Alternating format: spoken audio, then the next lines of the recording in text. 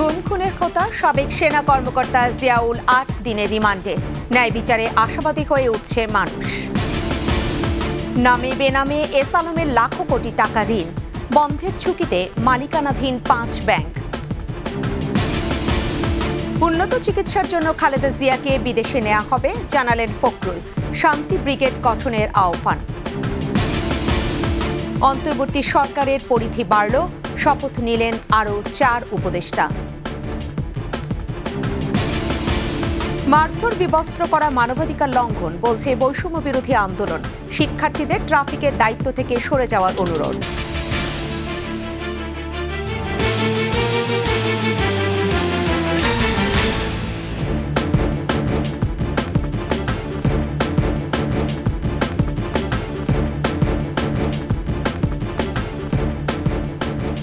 এতক্ষণ শুনছিলেন first security ইসলামী bank PLC সংবাদ শিরোনাম। প্রত্যেককে আমন্ত্রণ জানাচ্ছি সন্ধ্যার ২১ সংবাদে, সাথে থাকছি ফেরদৌসী আহমেদ। দর্শক, ২১ টেলিভিশনের সংবাদ একই সাথে সরাসরি দেখতে পাবেন আমাদের ফেসবুক পেজ www.facebook.com/2124 অনলাইনে। সংবাদে এছাড়াও যা থাকছে: দুর্নীতির বরপুত্র ওয়াসার সাবেক এমডি তাকসিম এ খান, ৮,০০০ কোটি টাকা আত্মসাৎ।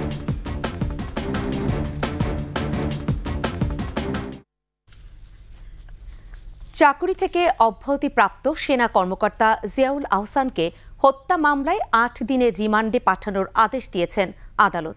শুনানি শেষে ঢাকার মেট্রোপলিটন ম্যাজিস্ট্রেট আরফাতুল রাকিবের আদালত এই আদেশ দেন। দীপু শিকদারের রিপোর্ট। গলির মুখে পাপোশের দোকানে কাজ করতেন শাহজাহান আলী, কিন্তু আর ফিরে আসেননি তিনি।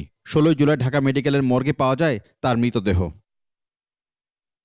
এই মামলায় চাকরি থেকে অব্যাহতিপ্রাপ্ত সেনা কর্মকর্তা জিয়াউল আহসানকে কড়া নিরাপত্তায় আদালতে হাজির করা হয়। উভয় পক্ষের শুনানি শেষে ৮ দিনের রিমান্ড মঞ্জুর করেন ঢাকার মেট্রোপলিটন ম্যাজিস্ট্রেট আরফাতুল রাকিবের আদালত।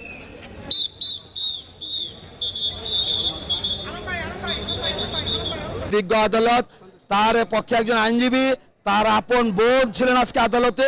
যেহেতু বোন, সে তো আসতে হবে, আসতে হয়, সেজন্য উনি এসেছিলেন, উনিও বক্তব্য রেখেছেন। আদালত উভয় বক্তব্য শুনানি অন্তে ৮ দিনের রিমান্ড মঞ্জুর করেছেন। বৃহস্পতিবার গভীর রাতে ঢাকার খিলক্ষেত এলাকা থেকে জিয়াউল আহসানকে গ্রেফতার করা হয়। দীপু শিকদার, ২১ টেলিভিশন, ঢাকা। বিএনপির স্থায়ী কমিটির সদস্য সালাউদ্দিন আহমেদ অপহরণ, বিএনপি নেতা ইলিয়াস আলীর অন্তর্ধান সহ বিভিন্ন শ্রেণী পেশার ২ শতাধিক খুন গুমের হোতা, ক্ষমতাচ্যুত শেখ হাসিনার তৈরি প্রধান দানবের নাম সাবেক সেনা কর্মকর্তা জিয়াউল আহসান। তার গ্রেফতারে স্বস্তি প্রকাশ করেছেন বিভিন্ন শ্রেণী পেশার মানুষ। বিস্তারিত জানাচ্ছেন মানিক শিকদার। টানা ৯ বছর ভারতে অবস্থানের পর গত ১১ই আগস্ট দেশে ফিরেন বিএনপি স্থায়ী কমিটির সদস্য সালাউদ্দিন আহমেদ। ২০১৫ সালের ১০ই মার্চ রাজধানীর উত্তরা থেকে সালাউদ্দিন নিখোঁজ হন। ৬২ দিন পর ভারতের মেঘালয়ের স্থানীয় পুলিশ তাকে উদ্ধার করে। এরপর টানা আইনি জটিলতা পেরিয়ে অবশেষে দেশে ফিরেছেন এই বিএনপি নেতা। বিএনপি নেতা সালাউদ্দিনকে যিনি আটক করেছিলেন তিনি হলেন র্যাবের তৎকালীন ঊর্ধ্বতন কর্মকর্তা জিয়াউল আহসান। অব্যাহতি পাওয়া মেজর জেনারেল জিয়াউলের সর্বশেষ কর্মস্থল ছিল ন্যাশনাল টেলিকমিউনিকেশন মনিটরিং সেন্টার। গত ৬ আগস্ট বাংলাদেশ সেনাবাহিনীর চাকরি হারান জিয়া। শেখ হাসিনা সরকারের আমলে গুম খুনের সঙ্গে জড়িয়ে আছে জিয়াউলের নাম। সিলেটের বিএনপি নেতা ইলিয়াস আলীর অন্তর্ধান রহস্যের সঙ্গে বারবার নাম এসেছে তার। এদের চক্রান্তে এই দেশে আইনাগর হয়েছে এবং এসএসএফের পিছনে ক্যান্টনমেন্টের ভিতরে আইনাগর হয়েছে এবং ইলিয়াস আলীর এবং আমরা সৌদি আলমকে আমরা শুনছি তাদেরকে জিন্দা বস্তা ভরিয়ে ফেলাই দিয়েছে আপনার ওই সেন্ট মার্টিনের ওইদিকে। দ্রুততম সময়ে জিয়াউলের মতো দানবদের বিচার করা জরুরি বলে মনে করছেন বিভিন্ন শ্রেণী পেশার মানুষ। উনি আয়নাগরের ভিতরে অনেক মানুষকে বন্দি করে রেখেছে, তারপরে ওখানে টর্চার সেল তৈরি করে তাদেরকে মানসিকভাবে নির্যাতিত করছে। তা আমরা দেশবাসী এটা কখনো প্রত্যাশা করি না যে একজন সেনা বা সেনার কর্মকর্তা যারা আছে তাদের কাছে এই ধরনের কিছু আমরা প্রত্যাশা করি না। শাস্তির আওতায় যেন আনা হয়, আর এটা একটা দৃষ্টান্তমূলক শাস্তি হওয়া দরকার, যাতে হচ্ছে পরবর্তীতে যত যারা আসবে তারা যেন এটাকে মাথায় রাখে। শেখ হাসিনা ক্ষমতাচ্যুত হওয়ার পর গুম খুনের শিকার হওয়া পরিবারের সদস্যরা রাজধানী ও এর বাইরের বিভিন্ন জেলায় নানা কর্মসূচি পালন করেছে। র্যাবের আরও যেসব কর্মকর্তা এর সঙ্গে জড়িত তাদেরও বিচারের আওতায় আনার দাবি তাদের। আমাদের দেশে এক পর্যায়ে এমন একটা অবস্থা ছিল, মানুষ স্বাধীনভাবে কিছু বলতেও পারতো না। আমাদের মানুষকে রাস্তা থেকে উঠিয়ে নিয়ে গুম করেছেন, গোপন কারাগারে রেখেছেন, গোপন বন্দিশালায় রেখেছেন, তাদেরকে নির্যাতন করেছেন, নিপীড়ন করেছেন। যে মানুষগুলো গত 13 বছর ধরে তাদের পরিবারের বাইরে। মানিক শিকদার, একুশে টেলিভিশন, ঢাকা। বৈষম্য বিরোধী ছাত্র আন্দোলনে বগুড়ায় শিক্ষক সেলিম হোসেন নিহতের ঘটনায় সাবেক প্রধানমন্ত্রী শেখ হাসিনা ও ওবায়দুল কাদের সহ 101 জনের বিরুদ্ধে হত্যা মামলা হয়েছে। সকালে নিহত সেলিমের বাবা সেকেন্দার আলী বগুড়া সদর থানায় মামলাটি করেন। অন্যান্য আসামিদের মধ্যে আওয়ামী লীগের 2 জন সাবেক সংসদ সদস্য, 5 জন উপজেলা চেয়ারম্যান, 2 জন মেয়র, বগুড়া পৌরসভার 8 জন কাউন্সিলর, 10 জন ইউনিয়ন পরিষদের চেয়ারম্যান ও 25 জনপ্রতিনিধি আছেন। এছাড়া অজ্ঞাত পরিচয়ে আরও 350 জনকে এ মামলায় আসামি করা হয়েছে।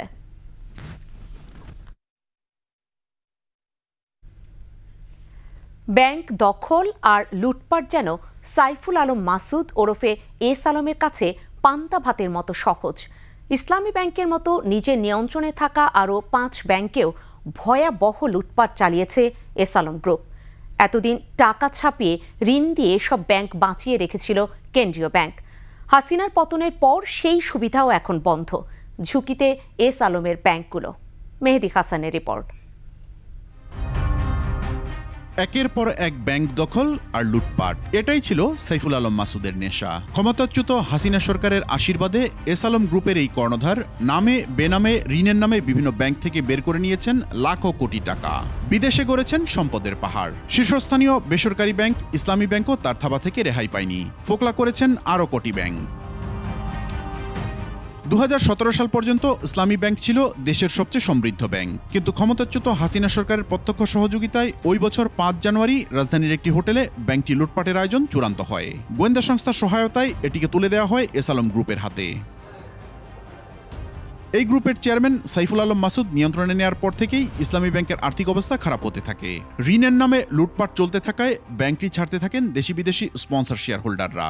এখন ব্যাংকটিতে মাত্র 13% শেয়ার আছে বিদেশিদের হাতে, যদিও 2017 সালে বিদেশিদের শেয়ার ছিল প্রায় 52%। পুরনো দেশীয় উদ্যোক্তাদের অনেকেও শেয়ার বিক্রি করে দিয়েছেন, যার বেশিরভাগই নামে বেনামে এস আলম গ্রুপ কিনে নিয়েছে।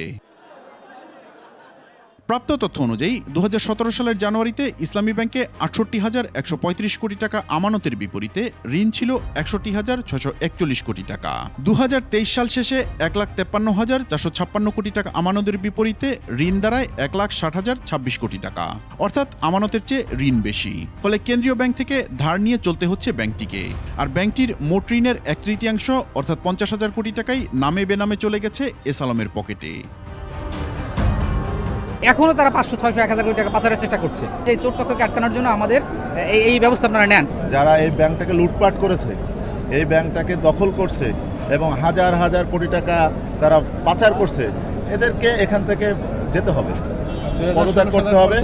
এটা বোর্ড সহ সিনিয়র ম্যানেজমেন্ট যারাই এটার সাথে জড়িত তাদেরকে এখান থেকে বিদায় নিতে হবে। এদিকে ইসলামী ব্যাংকের পাশাপাশি আরও 5টি ব্যাংক নিজেদের নিয়ন্ত্রণে নিয়ে ইচ্ছামতো লুটপাট করেছে এস আলম গ্রুপ। এর মধ্যে ফার্স্ট সিকিউরিটি ইসলামী ব্যাংকের চলতি হিসেবে ঘাটতি এখন 8,472 কোটি টাকা, সোশ্যাল ইসলামী ব্যাংকের 4,243 কোটি টাকা, ইউনিয়ন ব্যাংকের 2,850 কোটি টাকা, গ্লোবাল ইসলামী ব্যাংকের 535 কোটি টাকা এবং কমার্স ব্যাংকের ঘাটতি 503 কোটি টাকা।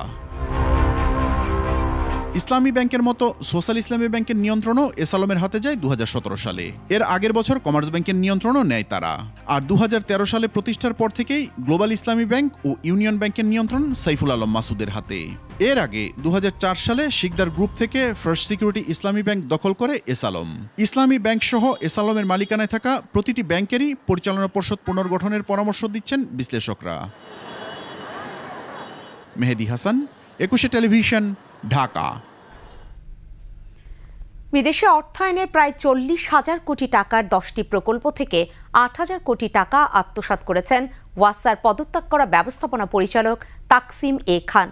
প্রায় 15 বছর ধরে ওয়াসাকে পারিবারিক প্রতিষ্ঠানে পরিণত করা সাবেক এই এমডি যুক্তরাষ্ট্রে 14টি বাড়ির মালিক। পরিবারের সদস্যরা সবাই থাকেন যুক্তরাষ্ট্রে। দেশটির নাগরিকও তারা। দুর্নীতির বরপুত্র তাকসিম এ খানের প্রভাব, প্রতিপত্তি আর সম্পদ নিয়ে বিস্তারিত জানাচ্ছেন আদিত্য মামুন। ক্ষমতাচ্যুত প্রধানমন্ত্রী শেখ হাসিনার আত্মীয় পরিচয় ছাড়া আর কোনো যোগ্যতাই ছিল না তাকসিম এ খানের। ওই পরিচয়ের জোরেই 7 বার এমডি পদে নিয়োগ পান। যোগ্যদের দূরে সরিয়ে রেখে অযোগ্যদের দিয়েই কাজ করাতেন তিনি। এরা দলীয় ইমেজ ব্যবহার করে ব্যক্তি স্বার্থ চরিতার্থ করবে। পানির খুনির লুটপাট দেখেন তাহলে আপনার অবাক হয়ে যাবেন। এমন লুটপাট যে যেখানে একজন জয়েন্ট সেক্রেটারি পদ মর্যাদায় 3 জন কর্মচারী থাকার কথা, এখানে কোনো কর্মচারী নেই। এমন প্রকল্প আছে যে প্রকল্পতে কোনো কাজ নেই, কিন্তু হাজার হাজার লক্ষ লক্ষ কোটি টাকার দুর্নীতি হচ্ছে। যদি কেউ মুখ খোলে তাকে সাসপেন্ড অথবা চাকরি থেকে ডিসমিস। তার আমলে পানির দাম বেড়েছে 16 বার। শেখ হাসিনা সরকারের পতনের পর তাকসিম এ খানের বরখাস্তের দাবি ওঠে। প্রতিদিন হয় সভা সমাবেশ। ওয়াসার এই এমডি অফিস করতেন না বললেই চলে। নিজের যেন উপস্থিত না হতে হয় সেজন্য চালু করেছিলেন ভার্চুয়াল অফিস, এমনকি পদত্যাগও করেছেন অনলাইনে। দুদকের তথ্য অনুযায়ী দুর্নীতির বরপুত্র তাকসিম যুক্তরাষ্ট্রের বিভিন্ন রাজ্যে 14টি বাড়ির মালিক। ওয়াসার সাবেক চেয়ারম্যান প্রকৌশলী গোলাম মোস্তফা জানান, বিদেশি প্রকল্পের শত শত কোটি টাকা আত্মসাৎ করেছেন তাকসিম। একটা প্রজেক্ট তো 3000-4000 কোটি টাকা, তাতে 10টা প্রজেক্ট প্রায় 40,000 কোটি টাকা। উনি শুধু উপর মহলে যোগাযোগ করতেন এবং উনি মনে করতেন যে উনি যা বলবেন সেটাই হবে। কাজেই ওয়াসা বোর্ডের যে দায়িত্ব, সেই ওয়াসা বোর্ড সেই দায়িত্ব পালন করতে পারেনি বলেই এই অবস্থা হয়েছে। দেশে না বিদেশে কোথায় অবস্থান করছেন তাকসিম এ খান, এ নিয়ে সৃষ্টি হয়েছে ধূম্রজাল। তাকে বিচারের আওতায় এনে পাচার হওয়া টাকা ফেরত আনা সম্ভব বলে মনে করেন প্রকৌশলী গোলাম মোস্তফা। তাকসিম সাহেব এটাকে নিজের ব্যক্তিগত সম্পদ হিসাবে ব্যবহার করেছেন। Aditya Mamun, 21 television, Dhaka. BNP chairperson Begum Khaleda জিয়াকে উন্নত চিকিৎসার জন্য দ্রুত বিদেশে নিয়ে যাওয়া হবে বলে জানিয়েছেন দলের মহাসচিব মির্জা ফখরুল ইসলাম আলমগীর। নিজ নিজ এলাকায় শান্তি ব্রিগেড গঠন করে সংখ্যালঘুদের নিরাপত্তা দেওয়ার আহ্বানও জানান তিনি। মফিউর রহমানের report. BNP chairperson Begum Khaleda জিয়ার ৮০তম জন্মদিন উপলক্ষে নয়াপল্টনে দলের কেন্দ্রীয় কার্যালয়ের সামনে মিলাদ ও দোয়া মাহফিল। অনুষ্ঠানে যোগ দিয়ে বিএনপি মহাসচিব বলেন, বেগম জিয়াকে উন্নত চিকিৎসার জন্য দ্রুত সময়ের মধ্যে বিদেশে নিয়ে যাওয়া হবে। ম্যাডামের জন্মদিন, আপনাদের আরেকটা সুসংবাদ দিতে, আল্লাহ যদি রহম করেন, ম্যাডাম অতি শীঘ্র আমরা বিদেশে চিকিৎসার জন্য নিয়ে যাওয়ার জন্য আমরা আল্লাহর কাছে দোয়া করি যে একজন সুস্থ হয়ে আমাদের মাঝে ফিরে আসেন, সেই দরকার। তিনি বলেন, কোনো সংঘাত সংঘর্ষ নয়, দেশকে নতুন করে গড়তে ঐক্যবদ্ধভাবে কাজ করতে হবে। পত্র পত্রিকা কিছু বিরূপ খবর দেখি, তখন কিন্তু আমরা আতঙ্কিত হই, আবার কোন নতুন ষড়যন্ত্র শুরু হচ্ছে, জনগণের অধিকার থেকে বঞ্চিত করবার জন্য আবারও কোন নব্য ফেসিবাদ এসে উপস্থিত হচ্ছে কিনা, এদিক থেকে সাবধান থাকতে হবে। অর্থাৎ এখানে ঐক্য এবং ধৈর্যশীল অবস্থা, সহনশীল অবস্থা, ডিসিপ্লিনের মধ্যে দিয়ে চলতে হবে। পরে বিএনপি চেয়ারপারসনের সুস্থতা কামনা করে মোনাজাত করা হয়। এদিকে বেগম খালেদা জিয়ার জন্মদিন উপলক্ষে মিলাদ ও দোয়া মাহফিলের আয়োজন করে স্বেচ্ছাসেবক দল। এতে যোগ দিয়ে বিএনপির সিনিয়র যুগ্ম মহাসচিব রুহুল কবির রিজভী বলেন, আওয়ামী লীগ সরকারের সময়ে সংখ্যালঘুদের উপর সবচেয়ে বেশি নির্যাতন হয়েছে। একই সামাজিক বৃত্তের মধ্যে আমাদের অবস্থান, একজন অপরজনের বিয়ে শাদীতে নিমন্ত্রণ হয়, আমন্ত্রণ করা হয়। তো সেই মোজাইকটা শেখ হাসিনা ভেঙে দিয়ে তিনি দিল্লিকে জানাতে চান যে বাংলাদেশে সাম্প্রদায়িক মনোবৃত্তি নিয়ে তাদের উপর হামলা নির্যাতন হচ্ছে। মফিউর রহমান, 21 টেলিভিশন, ঢাকা। আকার বাড়ল অন্তর্বর্তী সরকারের। শপথ নিয়েছেন ডক্টর মোহাম্মদ ইউনূসের নেতৃত্বে অন্তর্বর্তী সরকারের আরও 4 উপদেষ্টা আলী ইমাম মজুমদার, ওয়াহিদ উদ্দিন মাহমুদ, জাহাঙ্গীর আলম চৌধুরী ও মুহাম্মদ ফাউজুল কবির খান। বঙ্গভবনে রাষ্ট্রপতি মোহাম্মদ শাহাবুদ্দিন তাঁদের শপথ পড়ান। আরও জানাচ্ছেন প্রণব চক্রবর্তী। নোবেলজয়ী ডক্টর মোহাম্মদ ইউনূসের নেতৃত্বাধীন অন্তর্বর্তী সরকারে যুক্ত হলেন আরও 4 উপদেষ্টা। বঙ্গভবনের দরবার হলে শপথ অনুষ্ঠানে উপস্থিত ছিলেন প্রধান উপদেষ্টা ডক্টর মোহাম্মদ ইউনূস সহ অন্যান্য উপদেষ্টারা। শুরুতেই ছাত্র জনতার আন্দোলনে নিহতদের স্মরণে পালন করা হয় 1 মিনিট নীরবতা। এরপর নতুন উপদেষ্টাদের প্রথমে উপদেষ্টা হিসেবে, এরপর গোপনীয়তা রক্ষার শপথ পড়ান রাষ্ট্রপতি মোহাম্মদ শাহাবুদ্দিন। আমি আইন অনুযায়ী অন্তর্বর্তীকালীন সরকারের উপদেষ্টা পদের কর্তব্য বিশ্বস্ততার সহিত পালন করিব। নতুন 4 উপদেষ্টা হলেন প্রধান উপদেষ্টার বিশেষ সহকারী ও সাবেক মন্ত্রিপরিষদ সচিব আলী ইমাম মজুমদার, অর্থনীতিবিদ ওয়াহিদুদ্দিন মাহমুদ, সাবেক সেনা কর্মকর্তা জাহাঙ্গীর আলম চৌধুরী ও সাবেক সচিব মোহাম্মদ ফাউজুল কবির খান। গেল 8ই আগস্ট শপথ নেন ডক্টর মোহাম্মদ ইউনূস সহ 14 উপদেষ্টা। পরে 2 দফায় 3 উপদেষ্টার শপথের পর আকার ছিল 17 জন। নতুন 4 উপদেষ্টার শপথের পর অন্তর্বর্তী সরকারের সদস্য সংখ্যা দাঁড়ালো 21 জনেই। প্রণব চক্রবর্তী, 21 টেলিভিশন, ঢাকা। 15 আগস্ট ধানমন্ডি 32 সহ ঢাকার বিভিন্ন স্থানে মানুষকে হেনস্থা করা বা মারপিটের যেসব ঘটনা ঘটেছে এগুলোকে অনাকাঙ্ক্ষিত ও মানবাধিকার লঙ্ঘন বলে উল্লেখ করেছেন বৈষম্য বিরোধী ছাত্র আন্দোলনের সমন্বয়ক সার্জিস আলম। এসব ঘটনা গণ অভ্যুত্থানের স্পিরিটের সঙ্গে যায় না বলেও উল্লেখ করেন তিনি। এ সময় সড়কে ট্রাফিক পুলিশের দায়িত্ব থেকে শিক্ষার্থীদের সরে আসার আহ্বান জানান সার্জিস আলম। বিস্তারিত জানাচ্ছেন পার্থ সারথী। ঢাকা বিশ্ববিদ্যালয়ে বৈষম্য বিরোধী ছাত্র আন্দোলনের সংবাদ সম্মেলন। আমরা বিভিন্ন মাধ্যমে জানতে পেরেছিলাম যে বৈষম্য বিরোধী ছাত্র আন্দোলনের সমন্বয়ক সার্জিস আলম বলেন, প্রতিবিপ্লব ঘটানোর চেষ্টা করা হচ্ছে এমন তথ্য ছিল বলেই তারা 32 নম্বরে অবস্থান কর্মসূচি দিয়েছিল। আমরা বিভিন্ন মাধ্যমে জানতে পেরেছিলাম যে এই 15 আগস্টকে কেন্দ্র করে আওয়ামী লীগের যে তারা একটি শোক দিবস পালন করে থাকে সেটিকে কেন্দ্র করে ঢাকায় তারা একটি বড় জমায়েত হবে, যার পিছনের উদ্দেশ্য হচ্ছে এখানে দেশে এবং দেশের বাইরে থেকে বিভিন্ন চক্রান্ত হওয়ার সম্ভাবনা রয়েছে। 15 আগস্ট রাষ্ট্রীয়ভাবে শোক দিবস পালন করাকে তারা সমর্থন করেন না, তবে কেউ ফুল দিতে চাইলে তাকে বাধা দেওয়া উচিত নয়। 15 আগস্টে ওই ধানমন্ডি 32-এ কেউ যদি আসলে তার শোকটি পালন করতে চায়, একটি ফুল দিতে যেতে চায়, আমরা তাকে আমাদের জায়গা থেকে বাধা দিতে পারি না। এক প্রশ্নের জবাবে সার্জিস বলেন, গণমাধ্যমের স্বাধীনতা হরণ করার অধিকার কারো নেই। গণমাধ্যম তার যে সত্য কথাটি সেটি তুলে ধরার সর্বোচ্চ স্বাধীনতাটুকু পাবে। যেটা সত্য সেটাকে সত্য বলবে, যেটা মিথ্যা সেটাকে মিথ্যা বলবে। পার্থ সারথী, 21 টেলিভিশন, ঢাকা। বাংলাদেশের শিক্ষার্থী জনতার আন্দোলনে 16 জুলাই থেকে 11 আগস্ট পর্যন্ত 32 শিশুসহ 6 শতাধিক মানুষ নিহত হয়েছে বলে জানিয়েছে জাতিসংঘের মানবাধিকার কমিশন। জেনেভা থেকে প্রকাশিত সংস্থাটির প্রাথমিক প্রতিবেদন বলছে, বিক্ষোভ দমনে আইনশৃঙ্খলা বাহিনীর প্রয়োজনের অতিরিক্ত বল প্রয়োগের ইঙ্গিত পেয়েছে জাতিসংঘ। 10 পাতার প্রতিবেদনে বলা হয়, 16 জুলাই থেকে 4 আগস্ট পর্যন্ত 400 জন এবং 5 থেকে 6 আগস্টে মারা গেছে আরও 250 মানুষ। নিহতদের মধ্যে বিক্ষোভকারী, পথচারী, সাংবাদিক ও নিরাপত্তা বাহিনীর সদস্যরা রয়েছেন।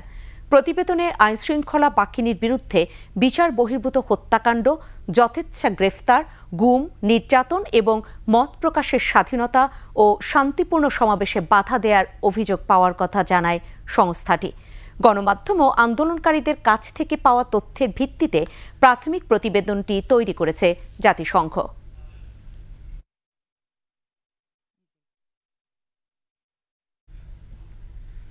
বিরতি নিচ্ছি, যখন ফিরছি তখন অন্যান্য সংবাদের সঙ্গে আরও যা থাকবে। চাঁদাবাজি কমার পরও বাজারে প্রভাব নেই, অতিরিক্ত মুনাফার প্রমাণ পেয়েছে ভোক্তা অধিকার। হাসিনা পতনের পর থেকে আত্মগোপনে বিভিন্ন সিটির মেয়র, কাউন্সিলর, নাগরিক সেবা ব্যাহত।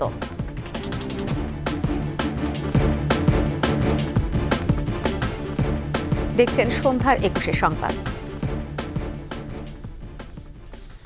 ভারতের প্রধানমন্ত্রী নরেন্দ্র মোদীকে টেলিফোনে বাংলাদেশের সব সংখ্যালঘু সম্প্রদায়কে নিরাপত্তা দেওয়ার নিশ্চয়তা দিয়েছেন অন্তর্বর্তী সরকারের প্রধান উপদেষ্টা ডক্টর মোহাম্মদ ইউনূস। সামাজিক যোগাযোগ মাধ্যম এক্সে এ নিয়ে পোস্টে মোদি জানান, বাংলাদেশের সাম্প্রতিক পরিস্থিতি নিয়ে কথা বলেছেন তারা দুজন। বাংলাদেশের হিন্দু সহ সব সংখ্যালঘু সম্প্রদায়ের সুরক্ষা দেওয়ার নিশ্চয়তা দিয়েছেন ডক্টর মোহাম্মদ ইউনূস। এ সময় গণতান্ত্রিক, স্থিতিশীল, শান্তিপূর্ণ ও অগ্রগামী বাংলাদেশের প্রতি ভারতের সমর্থন পুনর্ব্যক্ত করেন নরেন্দ্র মোদি।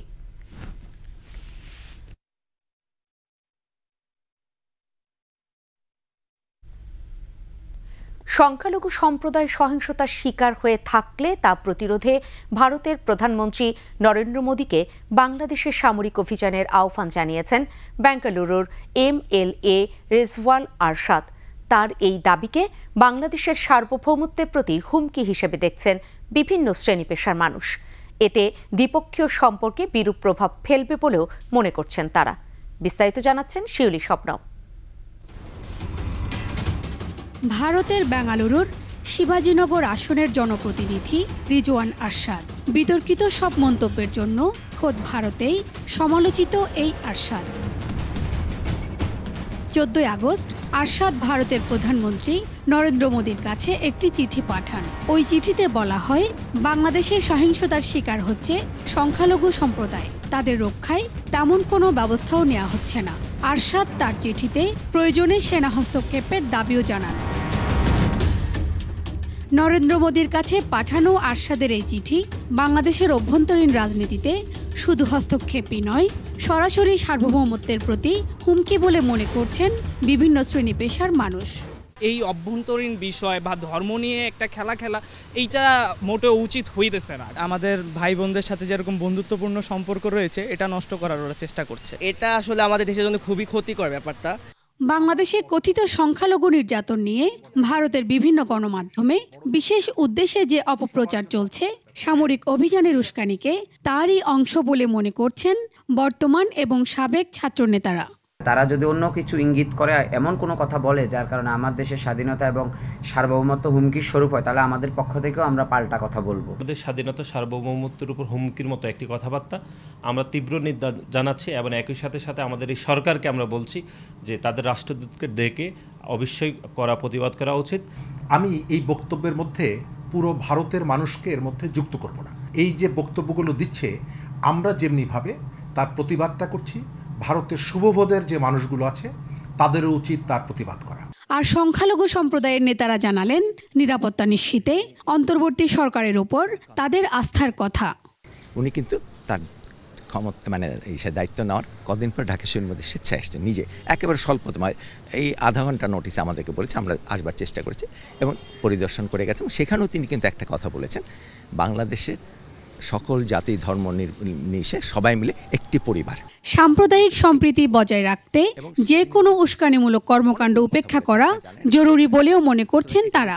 ঢাকেশ্বরী মন্দিরে উনি যে কথাগুলো শিউলি শবনম, 21 টেলিভিশন, ঢাকা।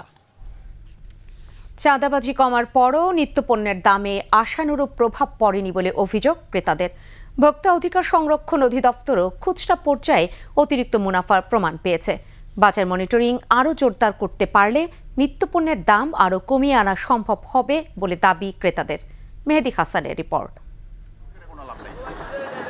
মধ্যবিত্ত আর নিম্নবিত্তের প্রোটিনের চাহিদার সবচেয়ে নির্ভরযোগ্য উৎস ব্রয়লার মুরগি আর ডিম।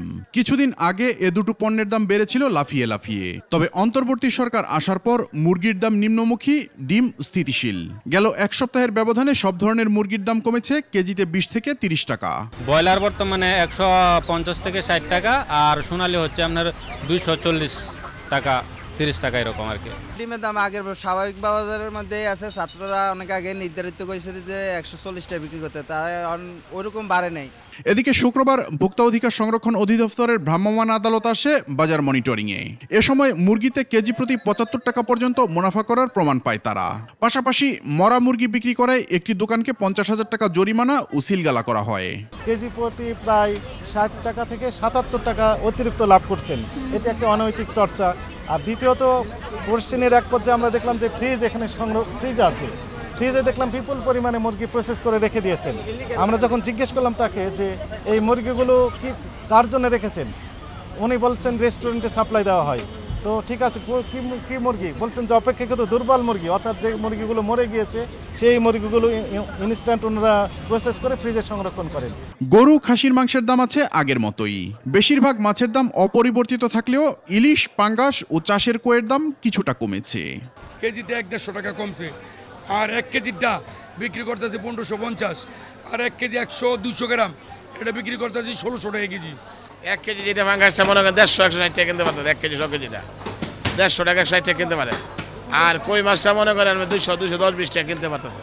তবে চাল, চিনি, ভোজ্য তেলের মতো মুদি পণ্যের দাম আছে আগের মতোই। মোটামুটি আগের থেকে যেন জিরাতে কেজি 10-15 টাকা কমছে, মসুর ডাল ইন্ডিয়াতে 2 টাকা কমছে, আস্তে আস্তে কমতে, দাপ করে তো কমবে না। সরকার পরিবর্তনের পর সব ধরনের সবজির দাম কেজিতে 10 টাকা কমেছে বলে দাবি দোকানীদের। আলু, পেঁয়াজের দামও নতুন করে আর বাড়েনি। পেঁপে এগুলোর দাম কমে গেছে, আগে 50 টাকা ছিল, এখন 30 টাকা। এই গাড়ি আসলে 80 টাকা, এখন 50-60 টাকা বেচতেছি। আপনি 10 টাকা 5 টাকা কেজিতে কমে গেছে। হ্যাঁ, 120 টাকা ছিল, 110 টাকা। তবে সাধারণ ক্রেতারা বলছেন হাটে বাজারে মহাসড়কে চাঁদাবাজি যতটা কমেছে তার প্রভাব পণ্যমূল্যে ততটা পড়েনি। নেটের যেভাবে ছাড়ছে লিস্টগুলো, বাজার মানে মূল্যগুলো কিছু কিছু কমছে, কিছু কিছু আবার আগের মতো থেকে গেছে এখনো। আমরা নেটে দেখছি পেঁয়াজ 70 টাকা 80 টাকা কেজি, কিন্তু আমি গতকালকে পেঁয়াজ যেটা কিনলাম সেটা হলো আপনার 110 থেকে 105 টাকা কেজি। মেহেদি হাসান, একুশে টেলিভিশন, ঢাকা। মিঠা পানির মাছ উৎপাদনে বাংলাদেশ এখন বিশ্বে দ্বিতীয়। চাষের মাছের উৎপাদন বৃদ্ধির কারণেই তৃতীয় থেকে দ্বিতীয় স্থানে ওঠার এই সাফল্য। তবে মুক্ত জলাশয়ে মাছের উৎপাদন আরও কয়েক গুণ বাড়ানোর সুযোগ দেখছেন বিশেষজ্ঞরা। জলাশয় রক্ষা এবং দূষণ রোধের পরামর্শ তাদের। 21 স্পেশালে মাছের উৎপাদন নিয়ে মেহেদি হাসানের 2 পর্বের রিপোর্টের প্রথম পর্ব। বাংলাদেশ মৎস্য গবেষণা ইনস্টিটিউট BFRI এর তথ্য বলছে 2023 সালে মোট 48 লাখ টন মাছ উৎপাদন করেছে বাংলাদেশ, যার মধ্যে 32 লাখ টন এসেছে চাষ থেকে, আর 13 লাখ টন এসেছে মিঠা পানির উন্মুক্ত জলাশয় থেকে। বাকিটা সামুদ্রিক মাছ। জাতিসংঘের খাদ্য ও কৃষি বিষয়ক সংস্থা FAO সাম্প্রতিক এক প্রতিবেদনে বলেছে বাংলাদেশ এখন মিঠা পানির মাছ উৎপাদনে বিশ্বে দ্বিতীয়। BFRI এর গবেষকদের মতে চাষের মাছের উৎপাদন বৃদ্ধির ফলেই অবস্থার এই উন্নতি হয়েছে। একসময় দেশের বেশিরভাগ মাছ মুক্ত জলাশয় থেকে এলেও এখন চাষের মাছের উৎপাদন হয় তার 3 গুণ। হাওর, বাওর, বিল, নদী রক্ষার পাশাপাশি এসব জায়গায় বিভিন্ন জাতের মাছের পুনঃ অবমুক্তকরণ এবং অভয়শ্রম তৈরি করা গেলে মুক্ত জলাশয়েও মাছের উৎপাদন কয়েক গুণ বাড়ানো সম্ভব। দেশীয় মাছকে সুরক্ষা করার জন্য যে পাবদা, গুলশা, ট্যাংরা যেগুলি উন্মুক্ত জলাশয়ে আছে, এরা মূলত প্রজনন করে মে থেকে জুলাইয়ের পর্যন্ত। এই যে এখন বৃষ্টির সময় আসছে, তারা কিন্তু প্রজনন সময়। এখন আমরা কি 3 মাস প্রজনন সময় কি বন্ধ রাখবো মাছ ধরা? এটা করা যাবে না। এটি আমাদের মৎস্য গবেষণা ইনস্টিটিউটের পক্ষ থেকে এটি গবেষণা করা হয়েছে যে পিক টাইম কোনটা, কতটুক মিনিমাম সময় যদি আমরা মাছ ধরা বন্ধ রাখি তাহলে এই জেলেরাও ক্ষতিগ্রস্ত হবে না, মাছের উৎপাদনও বাড়বে। সেটি একটি তথ্য উপাত্ত সরকারের কাছে জমা দেওয়া আছে। অনেক জায়গায় নদী ও জলাশয়ে শিল্প কারখানার দূষণে বড় ক্ষতি করছে মাছের। এসবের বিরুদ্ধেও কঠোর পদক্ষেপ নেওয়ার পরামর্শ তার। নদীর পাড়ে যে অনেক সময় যে ইন্ডাস্ট্রিগুলি করা হয়েছে সেগুলি থেকে তাদের যে বর্জ্য নদীতে ছাড়া হয়, অনেক মাছ কিন্তু মাঝে মধ্যে মারা যায়। এটি মেঘনা নদীর একটি চিত্র কিন্তু আমরা প্রায় বছরই দেখি। আমি যখন মহাপরিচালকের দায়িত্বে ছিলাম সেই বিষয়ে আমি একটি প্রতিবেদন মন্ত্রণালয়ে দিয়েছিলাম। এটি সিরিয়াসলি অ্যাড্রেস করতে হবে আমাদের। কৃষি অর্থনীতিবিদরা বলছেন বাংলাদেশের জিডিপিতে মাছের অবদান 3%, আর প্রত্যক্ষ ও পরোক্ষভাবে এ খাতের সাথে জড়িত 2 কোটি মানুষ। গত 20 বছরে গড়ে প্রায় 5% হারে মাছের উৎপাদন বৃদ্ধি পেয়েছে এবং আমাদের সমগ্র অর্থনীতিতে মাছের একটা বড় অবদান আছে, কারণ প্রায় 3% জিডিপির অবদান মৎস্য থেকে আসে। অপরদিকে আমাদের যেই রপ্তানি পণ্য আমরা যে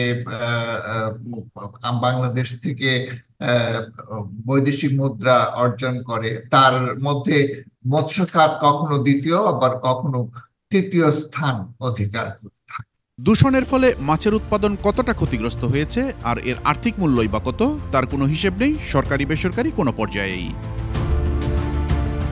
মেহেদি হাসান, একুশে টেলিভিশন, ঢাকা। সাপ্তাহিক আয়োজন জনদুর্ভোগ।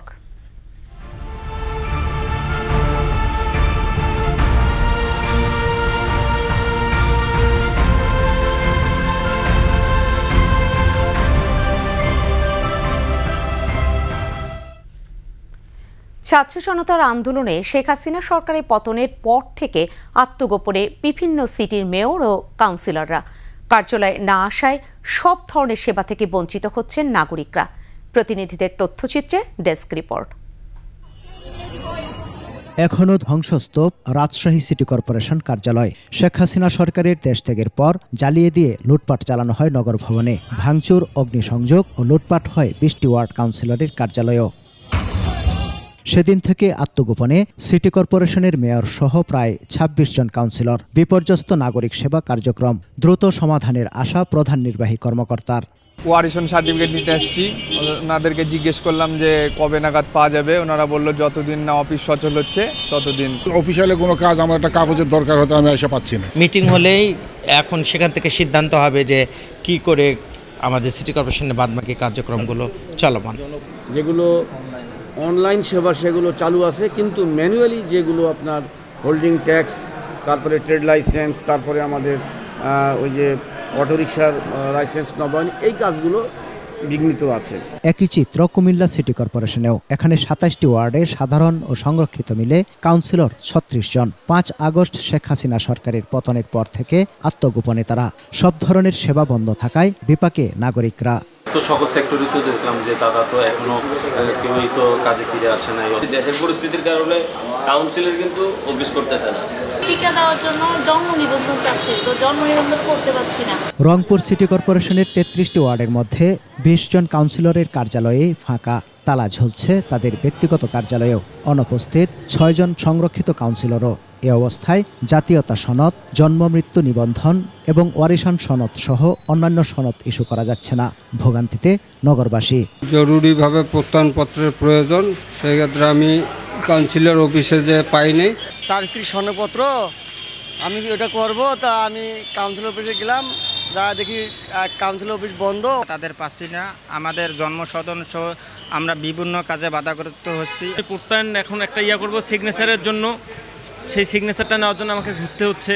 বিশেষ প্রয়োজনে সেবা নিতে নগর ভবনে যোগাযোগের পরামর্শ সিটি মেয়রের। যারা কাউন্সিলর অফিস যাদের ক্লোজ আছে, যারা আমরা স্থানীয়ভাবে যে সেবাটা মানুষকে নিশ্চিত করা দরকার, সেটা আমরা সেন্ট্রালি এখানে আসলে সরাসরি দিচ্ছি। অনির্বাচিত কোনো লোককে বা দায়িত্ব দেব সেরকম কোনো সুযোগ নাই।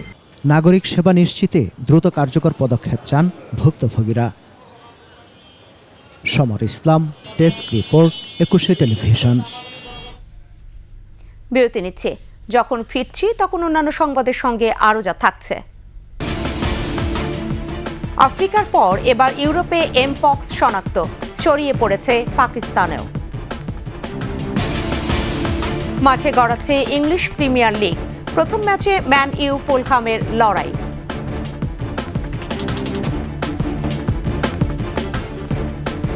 দেখছেন সন্ধ্যার ২১ সংবাদ।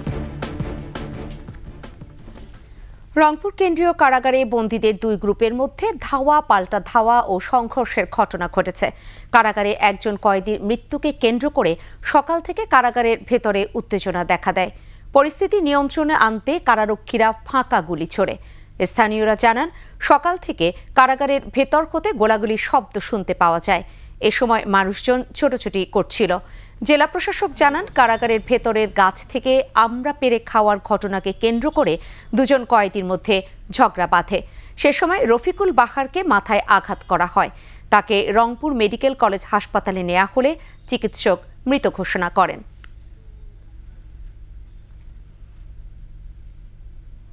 শেষ করছে সন্ধ্যার ২১ সংবাদ। যাবার আগে ফার্স্ট সিকিউরিটি ইসলামী ব্যাংক পিএলসি সংবাদ শিরোনামগুলো আরও একবার। গুম খুনের কথা সাবেক সেনা কর্মকর্তা জিয়াউল ৮ দিনের রিমান্ডে। ন্যায় বিচারে আশাবাদী হয়ে উঠছে মানুষ। নামে বেনামে এস আলমের লাখো কোটি টাকা ঋণ, বন্ধের ঝুঁকিতে মালিকানাধীন ৫ ব্যাংক। উন্নত চিকিৎসার জন্য খালেদা জিয়াকে বিদেশে নেওয়া হবে, জানালেন ফখরুল। শান্তি ব্রিগেড গঠনের আহ্বান। অন্তর্বর্তী সরকারি পরিধি বাড়ল, শপথ নিলেন আরও ৪ উপদেষ্টা। মারধর, বিবস্ত্র করা মানবাধিকার লঙ্ঘন, বলছে বৈষম্য বিরোধী আন্দোলন। শিক্ষার্থীদের ট্রাফিকের দায়িত্ব থেকে সরে যাওয়ার অনুরোধ।